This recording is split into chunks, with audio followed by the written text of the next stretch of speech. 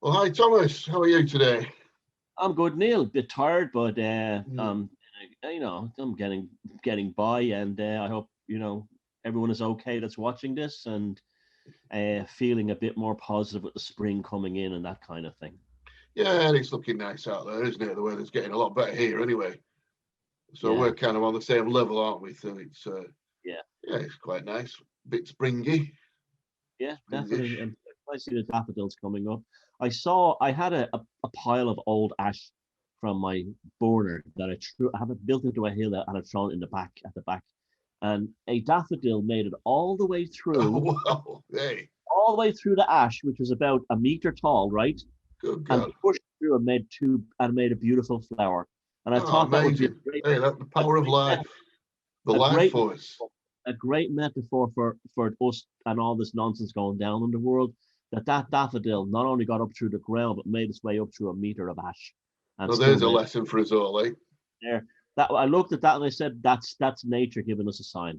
Absolutely, yeah. Oh, that's fantastic. I love that. The life force, an extraordinaire, fantastic. Anyway, well, so this is the Megaliths Mysteries Project number 13, week 13. And so this one's on my channel, and we're going to do the Hermit, one of my favourite cards. Me too. So shall I shoot off then and start? Yeah, go ahead. Then you can do your bit after. Sure. Right, so the usual disclaimer or claimer that it's from the Western mystery tradition that I take my interpretation. So the hermit is adeptship, it's prophecy, and it's response. So it's the idea of those three things. And you can see who he is. He's standing here. I'll put the picture up anyway here. So this is back to front. This, so it's there.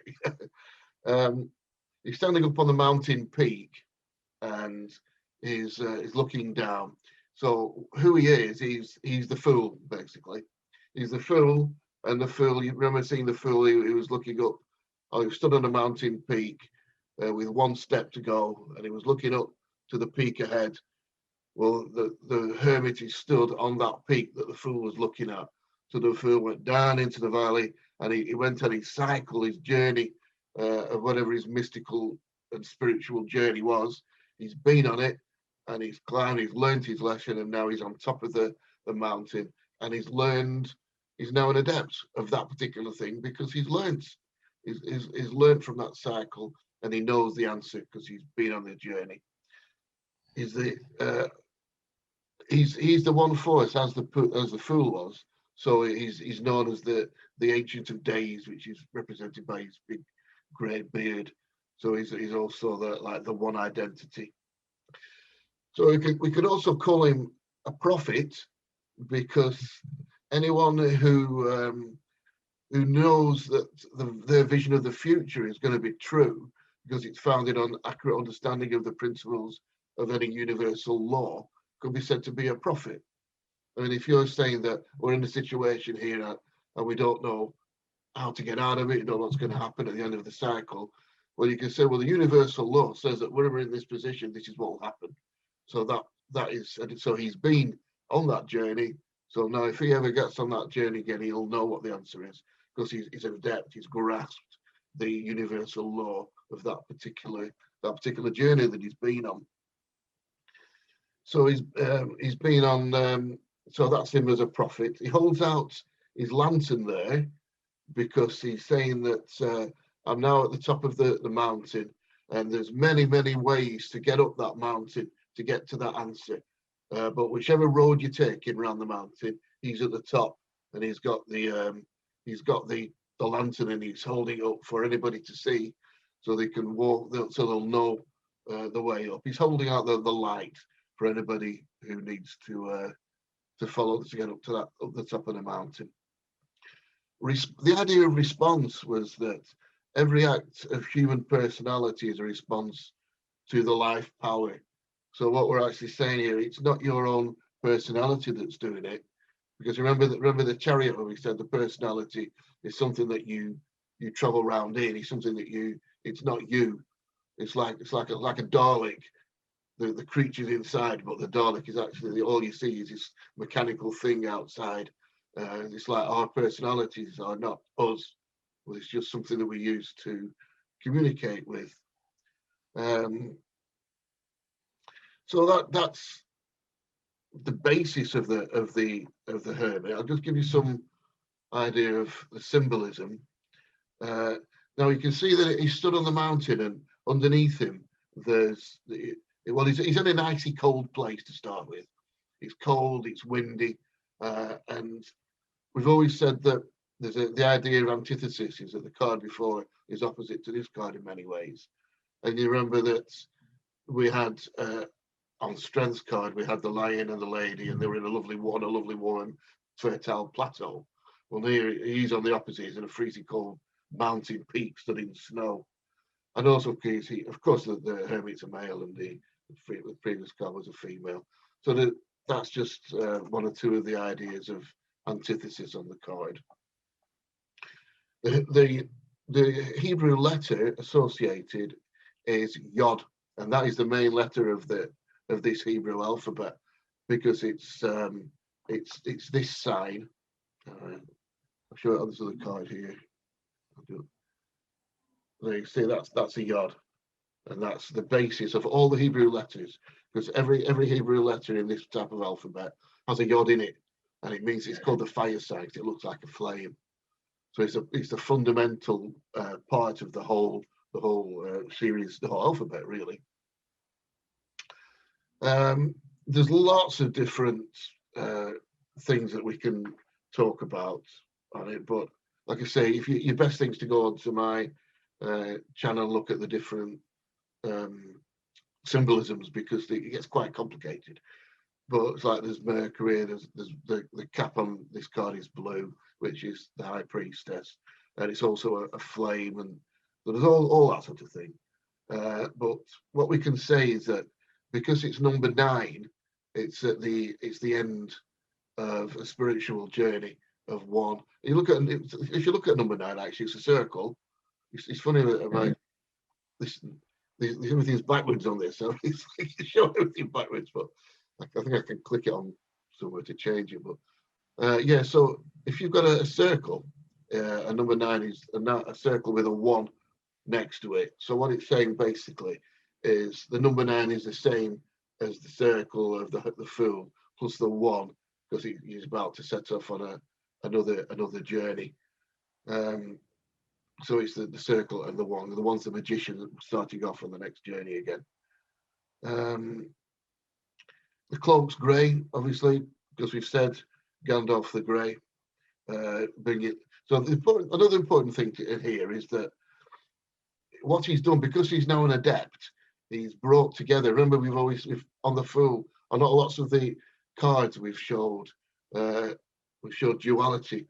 Like on the High Priestess and a couple of others have been 2 pillars, so that was duality, and the idea was to get into the center.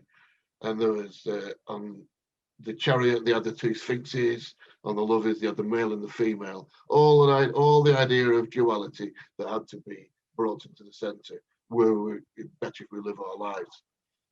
But the Hermit has done this, and you'll see in his lamp, the center of the light is a hexagram, so it's 2 triangles into one, and that is the bringing together of duality. Because if you've got a triangle, one single triangle on the bottom, there's the male and the female, probably the other way around, there's another triangle, equilateral triangle facing down. You bring them right into each other till they have the same center, and you've got the duality of the male and the female. So what it's saying there is the light I'm showing you is the duality brought together, and that's why he's dressed in grey, because the black and the grey, the black and the white of the 2 pillars are brought together to make him, like we said, Gandalf the Grey. Yeah. What else can we say about him?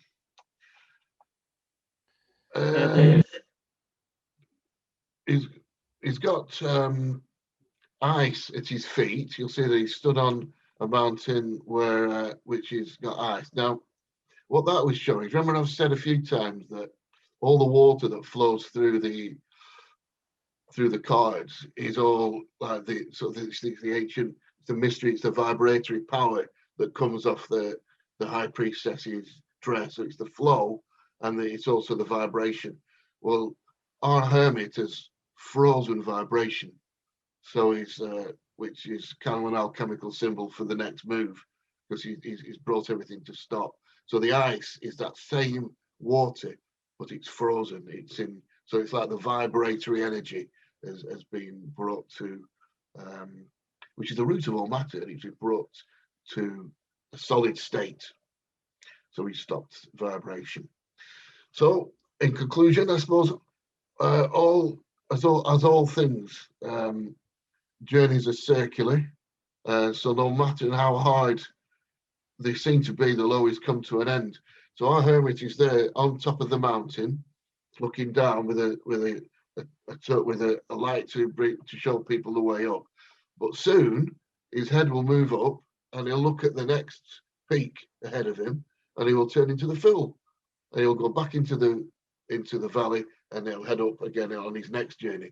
So because the fool has always got one step ahead, there's always more to be done, more to be learned, and eventually, as we said before, because everything's cyclic, eventually the valley he walks into will be higher than his original peak. So it goes up and down, up and down, up and down. And so basically what are we saying? It's not just a one-way learning curve. It's getting better all the time. You're going up and up and up as your wisdom builds and builds and builds.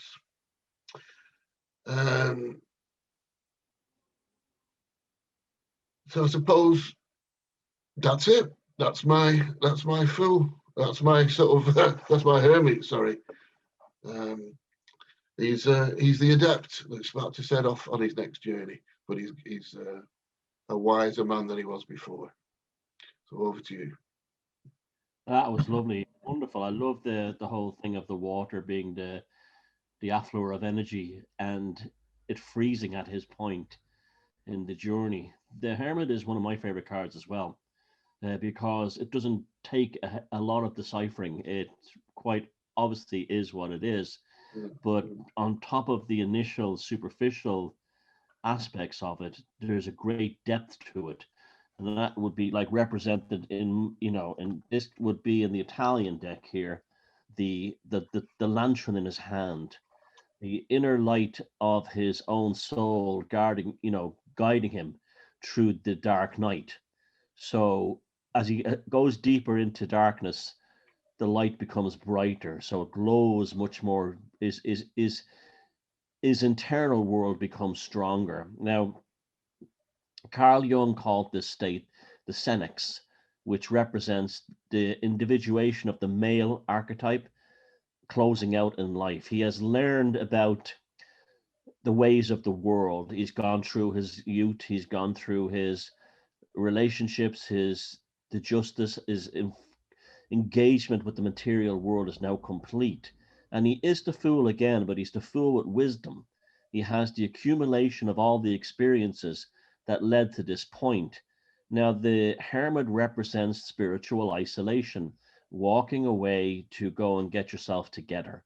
That kind of like, so the midlife crisis could in some ways be kind of brought into this, where a man has a midlife crisis and, this would be the spiritual version of it. He goes into himself and becomes the hermit. Now, the lesson is here is that, yes, this is a good thing to be guided by your inner vision, represented by the lantern. But the bad thing is don't do it for too long. Otherwise, you will lose yourself out of the world and you won't go to the next stage. Now, he represents the final card on the male aspect, the solar aspect of the tarot. The clock will now strike midnight after this with the Wheel of Fortune. And then we go into the lunar feminine side of the tarot. So he's the final element of the solar aspect of the major arcana. Now, so at this point here, as you said, he's on the top of a mountain looking down. That represents his wisdom, his his ability to see things completely. He has all the vision that's necessary for getting to this point in life. He's had all the experiences, but he's also, as you said, the light is calling people towards him. He's also a guide. He represents the wise old man who has, you should listen to, the wisdom of the elder, this kind of thing. And you compared him to Gandalf. That's a very, he would be kind of like Gandalf when Gandalf was not actually involved in the action of doing things, the periods of his life where he's not in fighting or anything like that, where he's traveling around. The walking stick represents travel. That's what that represents too, and also a potential weapon when needed. So he understands when the world is full of danger too, or else someone stabilize him from falling down a mountain, this kind of thing. You need help too. You have experience. Now, another Lord of the Ring character that this always reminds me of is Treebeard from the Ents, and he represents not always. The Ents had fallen into kind of isolation. They had lost their wives. They had become solitary in Fangorn Forest, and when they were deciding whether they should go to war against Isengard, Treebeard said, "If we had have remained in the forest, doom would have come to us." And that was the word of wisdom. That was like, you have to go back, stop being the hermit and go back into the real world, because the doom will come to you anyway, and then it'll be too late. Now, this is the pagan otherworld version, or the heathen otherworld there. And you see, it's very much like, he's very much done in the Gandalf kind of style. But what I also see here is very powerfully is Odin or Wotan. Odin or Wotan coming down to earth to, in the Nordic mythology, in the Eddas, Odin or Wotan comes down to earth to live and be among the race of men, to basically see how we're doing. So he leaves Asgard as a god and becomes an old man wandering the earth, and he looking after the interest of humans, to understand us. So he's not a cold god from a distance. He's a very approachable, amiable god who understands us. I mean, this is why I love the Nordic mythology. These are gods you can go for a beer with in the pub. This is why I think Nordic mythology is one of the most enduring mythologies, is because the gods are very down to earth. Now, again, he's holding the lantern, representing the inner vision. But you said, when you were saying about him being on top of a mountain, what he's really here on this one, and I think this is very correctly shown, is he's on a fell. A fell. And we've been visiting lots of fells during the megalithic tour we're doing in September. And the fell comes from a Nordic word, basically meaning mountain plateau or mountain flat. And it's basically, it's not a mountain as such, it's a high level flat land that allows you to travel without mountain climbing, like upland bogs you get here in Ireland. And what they do is they give you the advantage of being on a mountain where you can look down, but they also have the advantage of being flat so you can walk along them. They don't involve mountain climbing. So you can be alone with your thoughts and this kind of thing, this kind of walking in solitary silence. But there are also mountains around you that you will have to climb now and again. So, the valleys are really, the valleys that you mentioned before, where he goes up a valley and then he goes over a mountain, through a valley, up a bigger mountain. Well, what those valleys really are fells. He's attained a new level of understanding. He goes up higher and another level of understanding on the fell. And so the fell is a very mystical and powerful thing, and a very mystical and powerful place. When in September, when you come with us, you will see this. You will see how powerful the fell is. There's something very magical about this highland, this upland flat area. And so that's what he represents, this point of the pause. And he's ready for his next adventure. He's ready for his next adventure. And that's to plunge himself into the new aspect of the Fool. The Fool is now reborn kind of in a feminine way, and he goes into his anima. And so the Hermit, yes, in terms of divination, if it shows up in the positive, it's time to take a spiritual respite from the world. Things are going a bit difficult. Like when a relationship ends, the best thing to do is just leave and walk away, and just not try to confront it if you feel it's hopeless.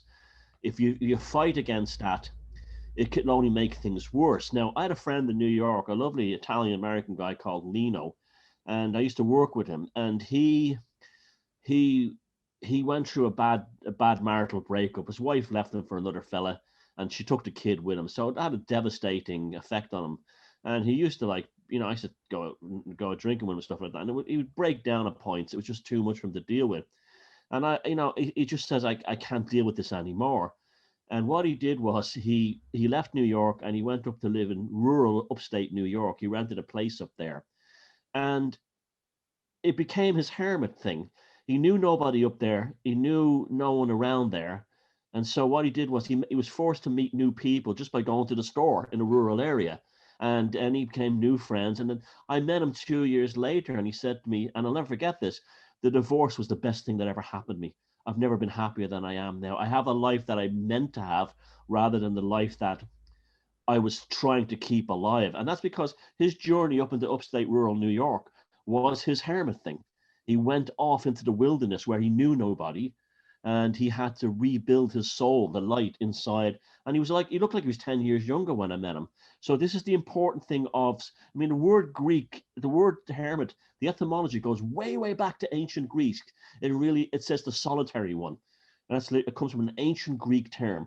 But there's 2 points to this.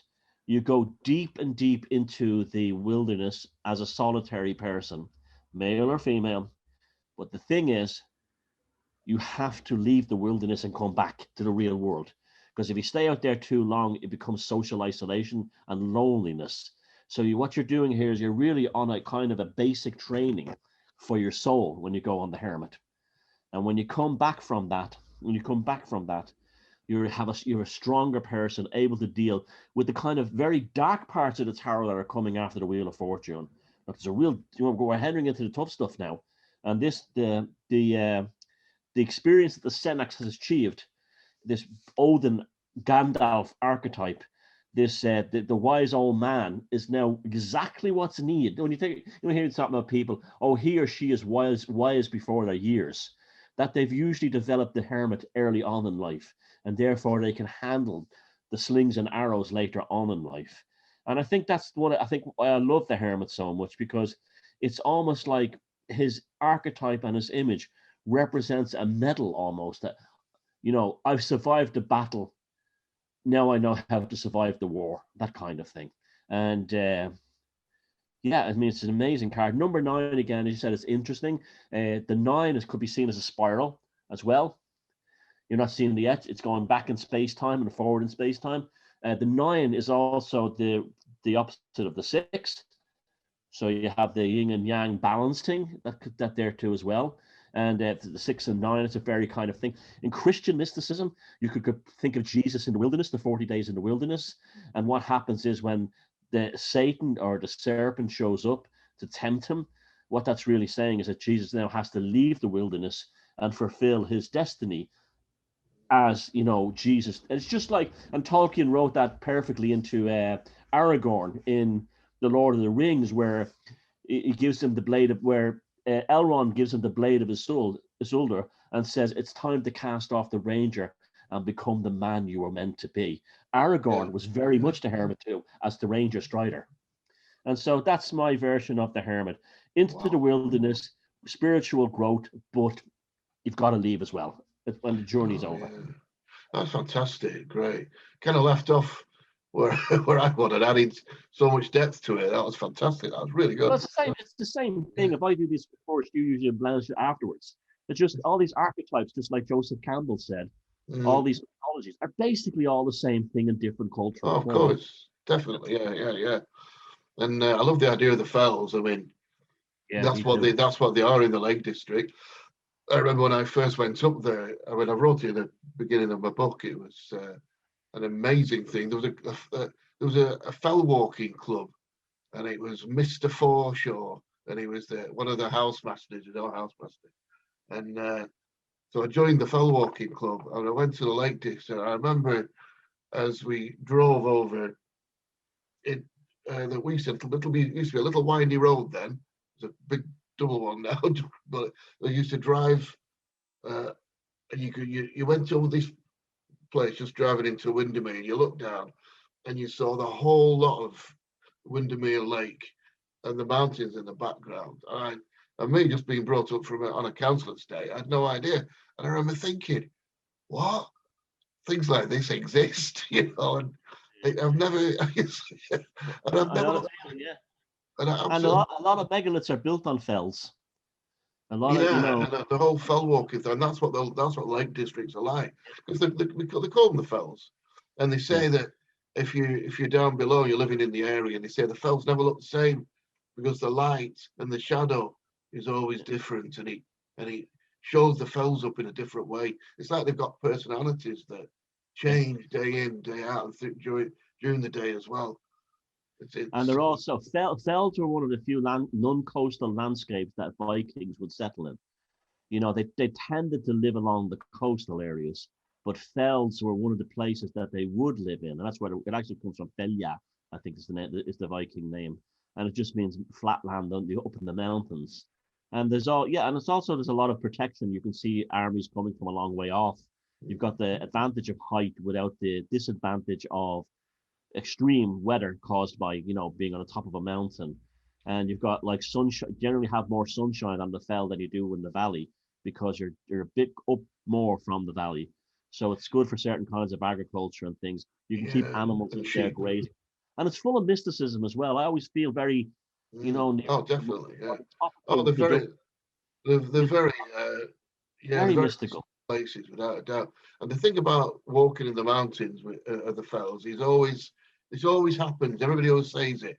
Whenever you can see the peak, so you walk up, and when you get to the peak, you realise that it wasn't a peak at all. The peak's No. further on, and when you get to that next one, oh, still not another one, because that does that sort of. Yeah. Yeah, it's very frustrating when you're knackered, but I went to see the poet's grave. It was the grave of the poet Sylvia Plath in Heptonstall in Yorkshire, and there's an abbey on top of the fell there, so you can see like even the early Christians understood the mystical nature of the fell as a means to get closer to their god or whatever, and yeah, so like the Yorkshire moors are full of that all around, like the north of England, the Lake District, and the Wicklow Mountains in Ireland. Like the top of them are just flat, that go on forever. When you get to the top of the mountains, you're on an enormous fell that probably goes 50 miles south from there. wow. And it's like that. Those areas are full of legends, and Yeah, the fell beasts, as Tolkien would. fell beast, and there's lots Yeah. of in Ireland. The fairies are very heavily associated with those places. There's all kinds of like headless horsemen, and you see, because a lot of it is upland bog, there's lots of things like will-o'-the-wisps and that kind of swamp gas effect that can just trigger the imagination and stuff. Yeah, so the Hermit is really on the fell, really on the fell, and Yeah. I think that's it. That's one of the best things you can do is you live in a country where there are those kind of upland plateaus. Go visit them. Even Oh, in Asia, like the Sigiriya is a castle on top of a mountain, on a flat top mountain. And I think there's something about those flat topped mountains as well. Ben Bulben here in Sligo, they let the mesas in Southern America, in the Mexican, in the Mesoamerican desert, in Arizona and places like that. There's something about the flat topped mountain. It's like another world up there, out of the real world, and that's what the Hermit is. The Hermit is out of the real world in another world. like Pendle as well. Pendle Hill is a very spiritual, mystical place, and that's a big flat top on it as well. Yeah, The and Pendle Witches. Queen Maeve's on top of Knocknarea here, big flat Of top. course, yeah, yeah. I've been up there a lot of times. Yeah, that's an amazing place. Um, so yeah, there's something about living in a town or being in a town that has the fells around, sort of surrounding the town. And we wake up in the morning and you think, oh wow, this is beautiful. Yeah, And on our tour, I booked it into the ancient oak, the Royal Oak, whatever it is. But it's a really lovely pub right on the main street of Keswick. We're lucky to get it, really. So that's the ancient oak, yeah. And it's a lovely pub, and it's an historical pub, but it's rated like more or less 9.9, you know, on some of the scales. Yeah, yeah. So it's a lovely place as well. You know, nice cuisine and very top rated really. So lucky to get those. He didn't want to take such a big booking, but I convinced him it would be a good idea. He believed me. So we could talk about our tour, Megaliths and Mysteries Project tour.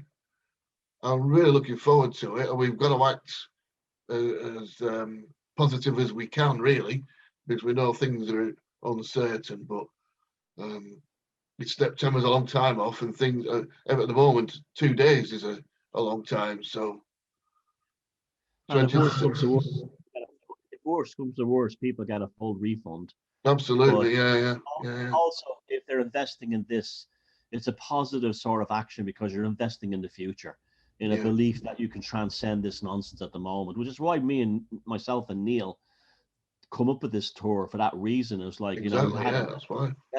Let's set like a D-Day in the future that we can actually be all back to what we were doing. And we specifically did it for that reason. We said that September, we'll do it in September. And so it was sort of like an affirmation of like, we are going to continue on with our own journey and this stuff too. And, you'd be welcome to come too. And it'll be a good affirmation for you too. And like I said, the worst that could happen is you'll get your money back. Absolutely, yeah. And so it's 8 days from the 20th of September. We'll meet in Preston. So no matter wherever you come from, just drop me an email if you want to know how to get to Preston. It's very, very easy. If you fly in, to Manchester, you just the train from the airport straight into Preston. Easy as that. It's an hour, less than an hour usually.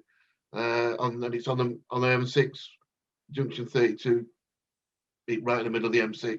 It's so easy to get to Preston. That's one good thing about Preston, maybe the only good thing about Preston, that it's absolutely the most easy place to get to. And we'll set off from here in the morning. The train service is very frequent. Very frequent. Oh, massive, yeah. Oh, it's like, and it's on the main line. So, like, if you come up from London, you just jump on the train at London. 2 hours later, you get off in Preston, and they're every half an hour. Yeah. It's just, and from across the country as well. So, if anybody has any problems, we just sort that out. Come here the day before, and we'll all shoot off and head to the Lake District. It's only about about an hour and a half to Windermere from here, maybe another hour. Yeah, no, about another hour up to Keswick. But it's a round tour, so we'll start off going to various places on the first day. Then we'll go to Keswick. Then we'll do all the sites around the top of the lakes, and eventually make our way down the bottom again. So day 2, we'll go to Castlereagh. That's the first place. And I was in Castlereagh last week, wasn't I, with the background? But that's actually next to Castlereagh, so you can see the mountains in the background. So the world's most spectacular stone circle. Wonderful, isn't it? Beautiful, really, really big, and it's just beautiful place with the mountains around it. So spiritual, and it's a one-off. They built a little stone sort of segment within the stone circle, and you don't get that anywhere else in it. I just can't remember the name of it now. It's gone out of my head, but it's age. That's what it is. But that's a beautiful place, and so from there we'll head to look at the Dakar statues, which have become one of my favorites, like things to visit in the world. I've become fascinated with them. There's definitely a ferocious mystery there. And if you're one of these people that's like me, is very interested in the early days of Christianity and what it has to do with paganism and that great crossover area that's full of mysteries, it's that Dakar church and the statues. Wow, just wow.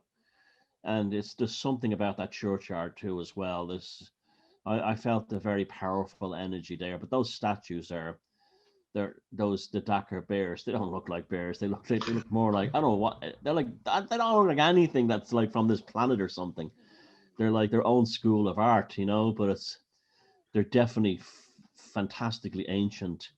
And I love the way you go into that church and everything, and the way, the grass, the graves around it are. It's just, it's straight out of like a gothic novel or something. And on top of that, you have this megalithic mystery inside it. I've been taking people there for so many years, and just to listen to people come up with all their ideas about what they are, because nobody knows, but everybody has always been fascinated by them. So we've got to go and see the Dacre statues, and then we'll head towards Penrith to the Maybre Henge. Now, Maybre Henge is a one-off henge. They're not really like the wraiths that they call them wraiths in Ireland, the henge. Well, they're not. Maybre isn't really like that. It's a one-off because they've got the massive sort of circle all the way around, apart from one little area, which is the entrance, and there are standing stones in it, which would have formed different. Whatever the three, most of them got, there's only one left, really big one left in there. But the hedges, the henge walls would have been white, probably covered in gypsum. They were all made out of boulders that had been taken from the nearby river and piled up. So it would have been a massive, massive job. And just spectacular, a one-off, and you just don't get the likes of it anywhere. And there's only one entrance as well, which is strange. Yeah, that's I'll put a picture up anyway. But when we were there last time, I remember there's lots of sheep around it, and there was you could see how big it was back in the day, how many people that could accommodate.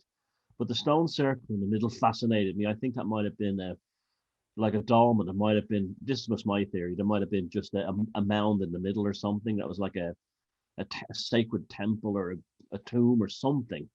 And it's also it's not in the bang in the middle. It's kind of set off towards the back a bit, I think, isn't it? And yeah, it is. Yeah, it is. Yeah, they say there's at least 4. Yeah, and then something. Yeah, you were. Yeah, and then there's towards the henge entrance. There were more stones, at least 4 there, and I think they went off on a processional way to the nearby King Arthur's Round Table henge, which is more like the traditional henge, because there were 3, and I think I know where the third one was, but yeah, so that's more like you can see how the two were connected up together. So that's those. Then into Penrith, another very old Lake District town, and that's got Viking remains in it. So there's hogback stones, and these were carved stones that were put on the graves of, they think, Viking chiefs. So they say they represent the roofs of the old Viking halls, and there are lots of intricate carvings on. So there's 4 of those that they found in the churchyard there, and there's 2 huge Norse crosses as well. So they're well worth seeing. And Penrith Castle, we may as well look at Penrith Castle when we're there, because we can mix things up a bit. Yeah, that takes you back as far as the War of the Roses. That's quite an impressive old thing. And a lot of those castles that we'll be visiting were originally built on Roman sites. So you got the Roman aspect too. Even before Norman, the Motte and Bailey, some of them would have been. Some of them have been found out to be Roman. Definitely, yeah. Well, one of the castles we're going to see, you can actually see the Roman remains next to it. We'll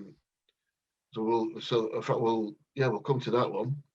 So day 3, we're going to see Long Meg.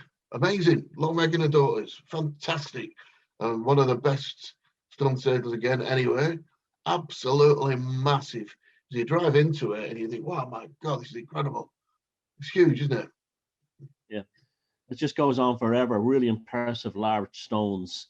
And the Long Meg itself is just, this is like it, it's just full of intriguing questions that you can't really answer. But that's one of the beautiful things of these places, is they're blank canvases in which you throw your imagination into them. And I have to say, Long Meg and her daughters the size of it is overwhelming. It's just overwhelming on the landscape. and the effort that was put together to make that fit there is something else. And that whole landscape around there, not just where the stone circles are, but also the landscape around there, I found particularly had a beautiful energy. I found that all that landscape in that area very relaxing, very soothing, very tranquil. There was something about it. It was a special landscape.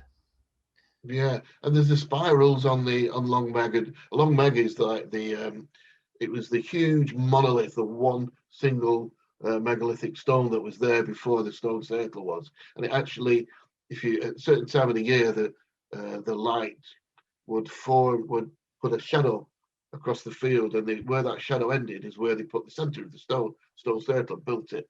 But there's spirals in three separate places on Long Meg itself, which is the only place in this area that they have that. Actually, yes, I was going to say that spirals are very rare in English megaliths. You get them a lot in Ireland, and you get them in Scotland, but you don't get many of them. I can't think of too many others in England, so it's like no. A chance. I think there's one in Liverpool, and a stone in Liverpool, but there's one there, and just down the road from Long Meg, there's a Little Meg. It's a very small stone circle, and there's a massive spiral on that, and also concentric circles. And then, so we'll go and see that a little bit further down, which we won't go and see, unfortunately, because the farmer won't let you in. He just comes out with his guns. Let's say there's a place called the Glastonbury Stone Circle. Then that used to have a spiral on it, but that seems to have disappeared now anyway. So I've sneaked in a couple of times, but can't find it. All you can find is rabbits. It's like water down there.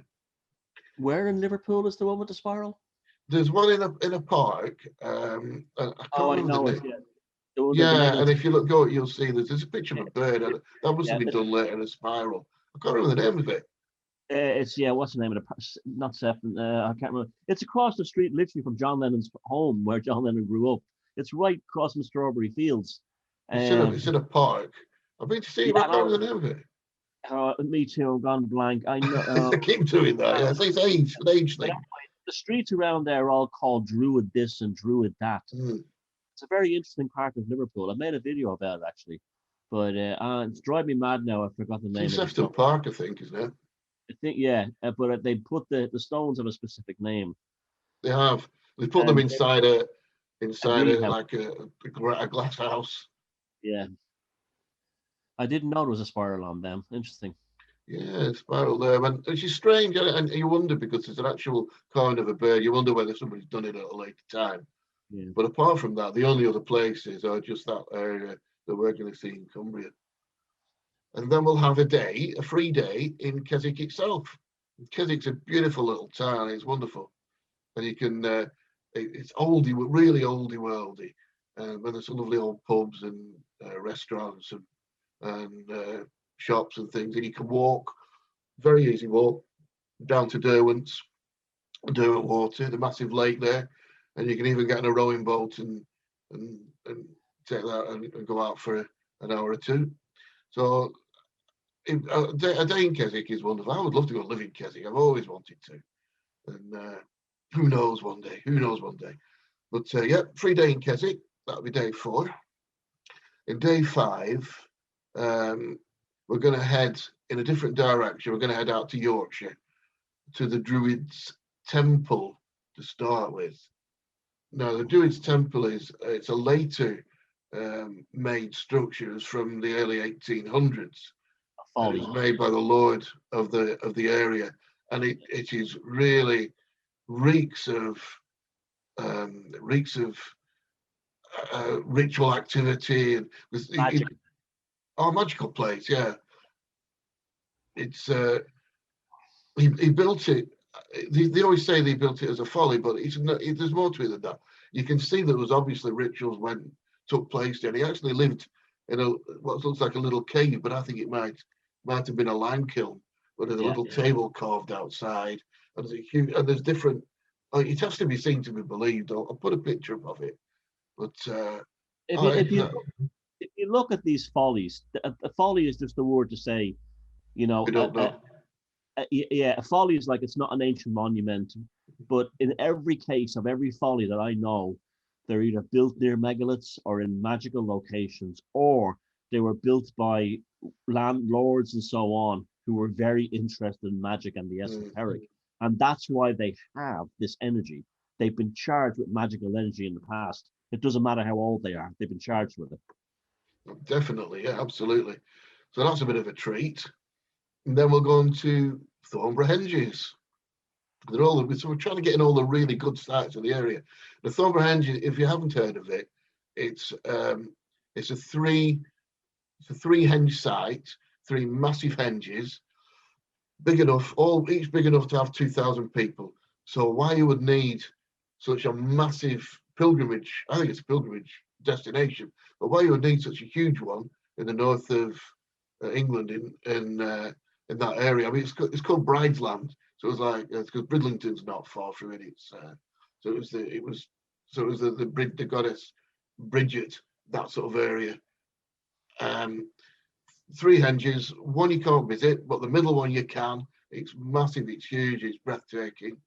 And then there's another one, the northern henge we can go into, and that's covered in a forest. So that forest has protected the henge in a way that no other henge has been protected, really, because all the trees have kept it in place and they've kept the weather out. So you can go in there and you can see the ditch and the embankment and the central area still in place. But there's a place you can go to, you can look right across at the central henge and see, how far, the distance between the two, and how you could have easily walked between the two.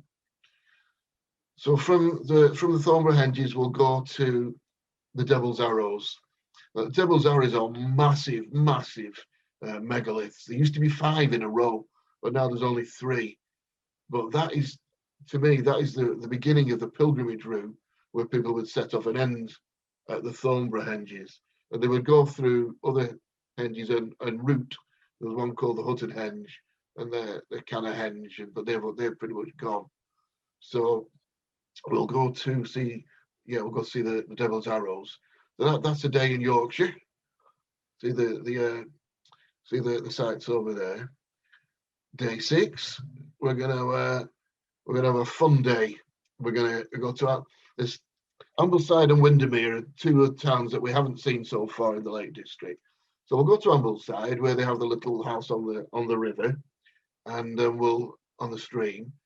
Beautiful little town in the Lake District, and it's right at the end of Windermere.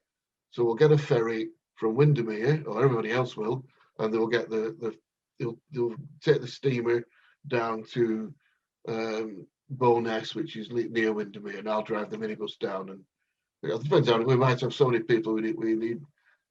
I think I'll be driving, yeah. So I'll drive down to pick you up, and I'll meet you all in Windermere, so you can have a little bit of time in Bowness to enjoy the towns. We've visited 2 Lake District towns. We've taken a boat trip between the 2, so that's a little bit of a Brucey bonus.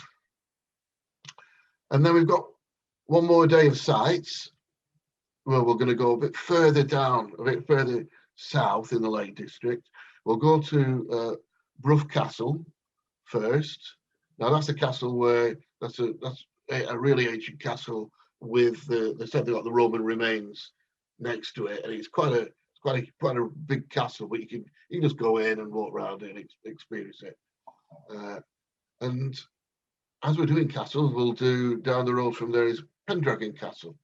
We'll have a bit of time in Kirby Stephen, an old town there, with it. You go in the church and find the tusk of the last wild boar that was killed in England.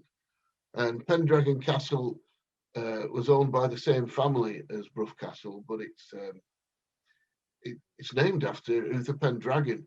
It's a small castle, but it was built, and most of it's still there, but it's just left there in a field.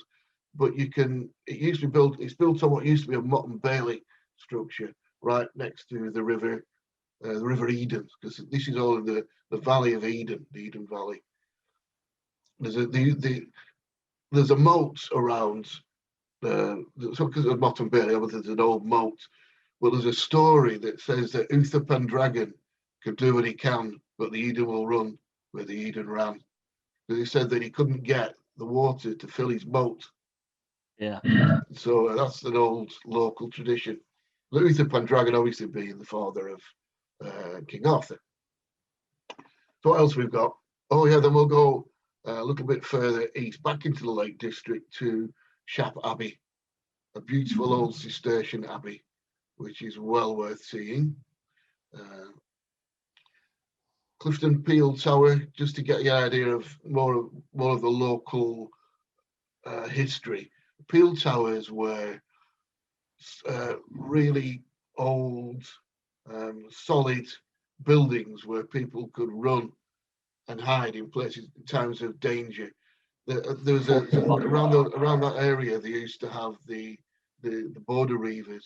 The ideas of you'd have normal families during the day, like the Armstrongs and various families, and then in the evening they become border reavers and they come over the border and raid you, steal, and then so that's a whole history in itself of the border reavers of the Lake District and the Scottish borders.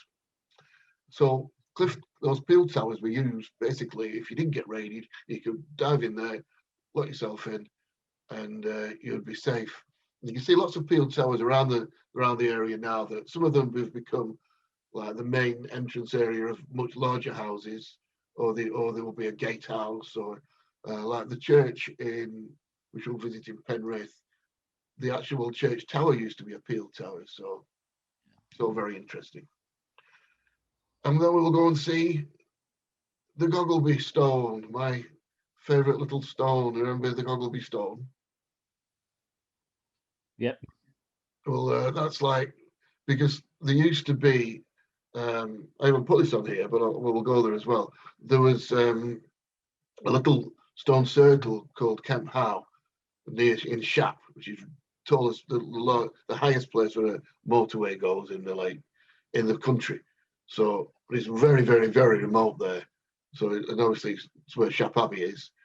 That Kemp House Stone Circle, there used to be the railway right through the middle of it. We've got it on our film, haven't we? We were talking about it, just as we were talking about it, a train came past as if it was timed specially for that. But there used to be an avenue went from Kemp House Stone Circle for about a mile and a half or something up to a little hill called Skull Hill, where there used to be a chambered tomb. But there's only a couple of those megaliths left from that huge avenue, and the Goggleby Stone is one of them. And it's a little stone, really, going to visit. It's quite, it's like it's got its own personality. The landscape around there is vast too. You got like a vast landscape around there. It's really wide, and talk about fells. It's just vast. It's a beautiful vista. It's open, isn't it? Lovely open. Yeah, that area there, because you've got to the east, you've got the Pennine Hills, and to the west, you've got the Lake District Fells, and this was an ancient sort of pathway between the two. So now you've got the main railway from London to Glasgow that goes through Preston. You've got the M6 and you've got the A6, and then you used to have that ancient processional way from Kemp House Stone Circle. So that, because it's the valley between the two, it's that large flat area that it's always been used to get from the north to the south and back. Anyway, so that's, and then on the day 8, transfer back to Preston, and then we'll all head off home. But that's not talking about the evenings, which will be spent restaurants, in the pub, having a chat, just really talking about everything that we can, all these wonderful subjects that we. That's the beauty of visiting these places. During the daytime, you get to physically touch, see them, connect with them. And then while you're on the road traveling back to the hotel or whatever, you're thinking about them. And at night time, you have this kind of contemplative exploration and discussion about them, which is absolutely a beautiful thing. It's like when you do this, you almost feel like you're escaping the modern world and going back to a better time where things were worth talking about, other than, the crap we talk about today. But I mean, if you look at the range of what's there, everything from the very early megalithic all the way up to the 1800s. So early 1800s. So a vast 5,000 year thing with everything from Normans, Anglo-Saxons, Vikings, Druids, Celts, the lot in between. And on top of that, landscapes that inspired the like of Tolkien, the Brontes, Beatrix Potter, and artists like Turner and Constable. I mean, you're literally, when you think of like Britain, but let's say England's influence on the world culturally, so much of it spawned from these landscapes, poetry, art, legends, mythologies, and all that stuff. And the Arthurian thing there, if you're interested in that, that's poured into that as well. And so that's what I think. On the surface, it's a megalithic tour, but it's a megalithic tour plus the magic connected to those landscapes as part of it. Absolutely, yeah. And I come to the poets as well, of course, is that it's the home of Ruskin and Wordsworth, who inspired so much. There's actually, you can go to the house that Dove Cottage, where Wordsworth used to live, and you can go to where his host of golden daffodils were I think it was on Windermere, maybe not. No, it wasn't Windermere, but one of the lakes there. And there's a memorial on a place called Bishop's Point that you can walk to from Keswick on the day off. Beautiful, the most beautiful place you can sit anywhere, because it's on a little point on like a promontory on Derwentwater. There's a seat there next to a memorial to the poet, and you can just sit there and just the most beautiful place. Magical. And when we'll be there, the leaves will be changing color. Autumn will be coming in, so you'll have you'll have this softness that will be coming over the landscape anyway. If you're into photography and art, the long shadows of the autumn light will be then, so you'll get the best photographs and images of the megaliths and whatever else you want to take pictures of. So it's an ideal time to visit. It's going to be wonderful, isn't it? And I'm really looking forward to it. So what I've decided we're going to do, I've booked enough people, enough spaces just for my minibus at the moment. Then we don't have to hire any extra vehicles or anything. But that means that we can only take 6 people, and then with us 2 as well, that's the 8. So that'll be the minibus full. So that's not a lot of people. And if more people do want to come, I'll have to think about another arrangement. But I would be happy enough with that, the way things are at the moment. I don't know about you. 8 is a nice bunch of people to do well, and the bus can take them easy, no problem. Yeah, I mean that's the reason. Years ago, because I used to have a much bigger minibus, and there was too many people. You start losing the people, start branching off. So 8's a little group. We can all stick together, and we can have a wonderful week. I'll put the link below. Because it's on my megalithic tours. It's Neil McDonald's megalithic tours, but the website is megalithictours.com. But I'll put a link direct to that page anyway. So if you want to pay a deposit and get your place now, do it, because all it does is go in an account, and if we can't go, I'll just give you back. Simple as that. I think that's anything else there? I think we've covered everything, except we're both looking forward to it, and we're both looking forward to having you come along with us. It'll be great fun. It will be fantastic, won't it? So I think, that's the tour. So I really hope you can come and join us. And I don't know how long we've been chatting, but I have no idea actually.